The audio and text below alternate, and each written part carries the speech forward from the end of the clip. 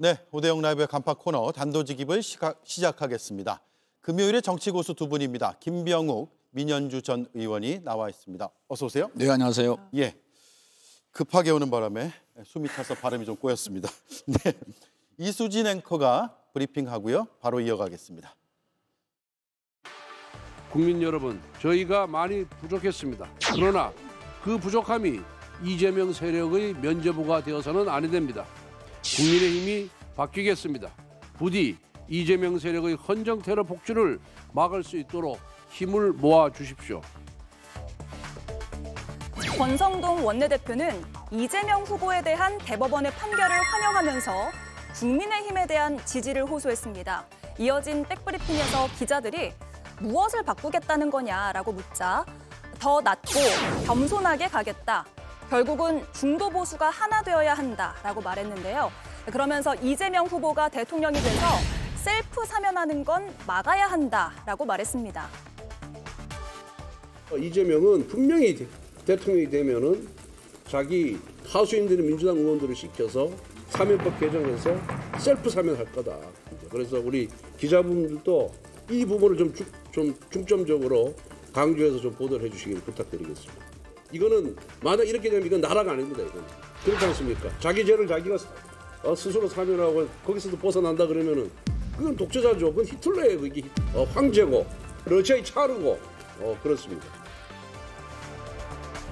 반 이재명을 외치면서 반사이익을 노리는 건 선거 국면에서 하나의 전략일 수 있겠습니다만 국민의힘만의 청사진이 잘 안 보인다. 이런 비판이 여전히 제기되고 있습니다. 예, 오늘 잘하겠다, 국민들에게 잘하겠다라는 점을 강조를 했습니다. 뭐 다양한 반응이 나오고 있는데 그건 뒷부분에 다루도록 하고요. 일단 대법원의 전원합의체 판결 이후에 바로 지금 재판부가 배당이 됐고 첫 공판 기일이 5월 15일로 잡혔습니다. 지금 이 상황이 그동안의 이른바 이재명 대세론에 영향을 줄 것이냐, 어떤 영향을 줄 것이냐, 혹은 영향이 없을 것이냐를 좀 다뤄보도록 하죠. 먼저 친명계 김병욱 의원님. 요즘에 법원의 모습을 보면 예측이 어려울 뿐만 아니라 정말로 법원이 정치에 개입하려고 하는 모습을 보이는 것 같아요. 사실 지난 대법원에서의 파기환송도 너무나 이례적이지 않습니까? 소부에 회부된 것을 그날 전원합의부로 넘기고 그리고 전원합의부 넘긴 다음에 9일 만에 그것도 재판 심리 2분밖에 안 했지 않습니까? 예. 그리고 9일 만에 이렇게 파기환송 결정을 내렸고 전체적으로 따져보면은 항소심에서 결정난 지 38일 만인가? 이렇게 결론이 났습니다. 633 원칙이라는 것도 스스로 무너뜨리고 뭔가에 쫓기는 듯하고 뭔가를 목적으로 한 이런 그림 그리기라는 의혹에 대해서 충분히 그 주장이 일리가 있고 타당하다라고 많은 분들이 생각하고 있는 거거든요. 왜 대법원과 법원에서 이런 정치에 개입하려고 할까라는 부분에서 의심을 안 할 수가 없고 예. 그렇다 보면은 우리나라 그동안의 사회의 기득권이었던 사람들, 소위 말해서 서울 법대를 비롯해서 많은 분들의 세상의 변화, 세상의 새로움 이런 부분에 대해서 상당히 불안감과 두려움을 갖고 있지 않을까라는 생각을 합니다. 세상은 정말 국민을 중심으로 해서 새롭게 변해야 되고 그 국민이 이제 주인으로서는 새로운 민주주의를 만들자라는 것이 국민들의 목소리인데 법원에서 그동안의 관행과 그동안의 관습을 완전히 탈피해서 대법원장이 원하는 바대로 대법관들이 움직이고 또 오늘 고등법원으로 파기환송한 것도 하루 만에 재판부가 배당이 되고 배당된 후 몇 시간 만에 또 재판길이 결정된단 말입니다. 이런 것들이 정말로 그동안에 우리가 사법 절차상에서 한 번도 경험하지 못한 새로운 경험을 조희대 대법원장 체제 안에서 좀 하고 있는 거 아니겠습니까? 예. 그러면 이것을 단순하게 그냥 재판을 하는 거다, 공정하게 재판했다라고 주장하는 것을 어느 국민이 인정하겠습니까? 무언가를 목표로 하고 무언가에 쫓기는 듯한 그런 모습을 지속적으로 보여주고 있고 그 결과가 전부 다 특정 정당, 특정 후보에게 불리한 결론을 갖고 있는 거 아니겠습니까? 이런 부분에 대해서는 아마 많은 국민들도 사법부의 판단을 존중한다라는 큰 틀에 대해서 동의하지만 뭔가가 있는 거 아니냐. 도대체 예. 왜 이제 내일 모레면 후보 등록을 하고 대선을 치러야 되는데 대선을 30여일 앞둔 이 시점에서 정치적 불확실성을 극대화하고 뭔가 사회 혼란을 법원이 불러일으키는 듯한 이런 행동에 대해서 의심하지 않을 수가 없고 과연 그 배후에 무엇이 있을까? 이런 사법부의 카르텔이라고 얘기하는 그 카르텔의 진정한 존재의 의미가 무엇일까라고 의심할 수밖에 없는 거고 결과적으로는 윤석열 대통령의 계엄에 대해서 옹호하고 비호하고 그 계엄 세력이 다시 정권을 잡기를 원하는 전체 사회 기득권 세력들의 무언의 카르텔의 형성이 있는 거고 그 카르텔을 조장하고 또 카르텔에 영향을 미치려고 하는 정치 세력이 존재하는 거 아니냐라고 의심하지 않을 수 없다 생각합니다. 예, 그렇게 의심을 하고 계시고요. 여론에 지금 반영이 되고 있다고 보세요? 저는 아직은 이제 오늘 뭐 지표가 조사가 나온 건 없으니까요? 없으니까 잘 예. 그러니까 아직은 확인을 할 수는 없지만 저는 중도 표심이 최소 한 번은 저는 출렁일 수 있다고 생각을 해요. 왜냐하면 이재명 후보가 오랜 기간 동안 30% 후반대 박스권에 갇혀 있었거든요. 그랬다가 항소심에서 무죄 판결이 되고 그리고 국민의힘은 계속 계엄과 탄핵의 늪에서 벗어나지 못하고 있는 상황에서 정책적으로 굉장히 진취적인 행보를 보였다고 저는 개인적으로 평가를 합니다. 그래서 저는 중도의 일부가 이재명 대표에게 지지를 보내면서 사실은 40% 돌파했고요. 지금 뭐 양자 대결에서 50% 넘는 결과도 나오고 있지 않습니까? 조사도. 예. 그런 걸 봤을 때 중도가 상당 부분이 이재명 후보 쪽으로 옮겨갔었는데 이번 대법원 판결을 통해서 중도 중에서 이재명 후보에게 강한 호감을 가지고 있지 않은 층들은 이거 유죄인가? 그러면 문제가 생기는 건가?라는 의구심을 가질 수가 있고요. 그렇다면 한번 다시 했던 지지를 철회하거나 유보를 하면서 저는 이재명 후보에 관련한 지지율은 한 번 정도는 저는 움직일 수 있다라고 생각을 합니다. 중도층에서요. 네. 예, 동의하세요? 이재명 대표가 다자대결에서 40, 양자대에서 50을 기록하고 있지 않습니까? 그 사실 모멘텀은 헌법재판소의 윤석열 파면이었죠. 그걸 계기로 해서 중도층이 이재명 대표로 많이 온 거거든요. 예. 지난 2심 무죄 때의 영향도 있지 않을까요? 그 이후에 파면이 결정된 거죠. 예. 물론 전혀 없다고는 할 수가 없는데 큰 그림으로 보면 핵심은 윤석열 대통령의 비상계엄이 반헌법적이고 국민을 배신하고 헌법을 수호할 의지가 없다라는 헌법재판소의 판결이 저는 중도층의 표심을 확실히 움직인 거다. 더불어민주당이 파면해야 된다고 주장하는 것보다 헌법재판소의 재판관들이 엄중한 판결을 통해서 그것을 선포했을 때 국민들의 마음에 크게 울림이 있었다고 생각합니다. 네. 그런 것들이 이재명 대표의 지지와 중도층의 표심을 옮긴 것에 훨씬 더 큰 비중을 차지하고 있기 때문에 뭐 결과는 좀 봐야 되겠지만 표심의 변화가 있더라도 제 생각엔 크게는 없을 거고 크게 없을 것이다. 양 지지층의 지지가 강해질 거라는 생각을 하지 않습니까? 그렇게 보면은 저도 어제 그 문자를 많이 받았습니다.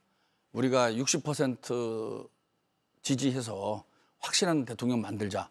이런 문자를 많이 받았거든요. 그만큼 이번 사태에 대해서 분노하고 울분을 갖고 있고 왜 대한민국이 이러느냐. 대한민국을 정상화로 가야 되자라는 이런 민주와 정상, 상식을 가진 사람들의 표심이 저는 더 결집될 가능성이 높다. 그래서 전체적으로는 뭐 약간의 변화가 있을지 없을지는 모르겠지만 현재 흐름에는 크게 영향을 주지는 않지 않겠냐. 제가 말씀드리는 중도 표심이 움직일 거라는 거는 이재명 대표가 치고 올라가는 지금 상승세의 분위기에선 분명히 주춤하거나 좀 빠질 거란 얘기고요.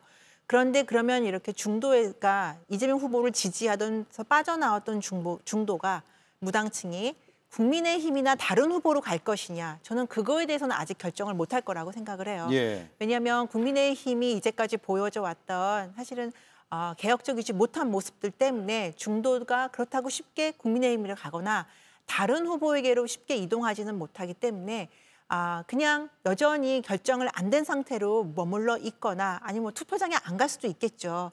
근데 어쨌든 한 번 정도는 분명히 중도에서는 어떡하지? 만약 지금 이게 유죄가 안 되더라도 대통령이 된 이후에 대선 이후에 유죄 취지에 만약 재심이 난다면 고법 판결이 난다면 그때는 또 문제가 되는 거 아니야라는 거에 대한 걱정과 우려는 분명히 있을 거라고 저는 생각을 합니다. 예. 자, 지지율 그래프를 좀 몇 가지 보여주세요. 준비된 걸. 수치들을 말씀하셨기 때문에 제가 한번 정리를 해드리고 넘어가야 될 것 같습니다. 가장 최근 여론조사고요. 전국 지표조사입니다.